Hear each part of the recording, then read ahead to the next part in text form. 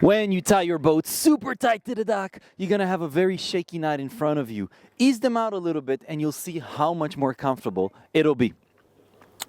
Yesterday we tied alongside on the dock here in Ermioni because our anchor windlass broke. And as you can see, this is a very sketchy dock with constant wavy swell coming from around the corner because of a very strong Maltemi. Now when we came here yesterday, we tied super tight to the dock, so it's going to be very easy to jump on and off the boat. But what I forgot, I felt really strong when I went back to sleep in my cabin. Out here on the deck it didn't feel as strong, but when I lay my head to rest, ready for my beauty night sleep, it felt really strong. That surge, that pendulum effect, that constant jerking while the boat pulls on the tight lines when it's moving.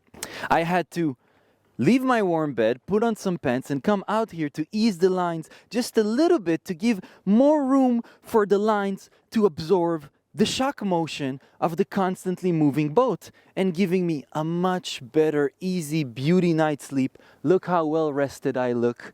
Yeah, do it. See you tomorrow.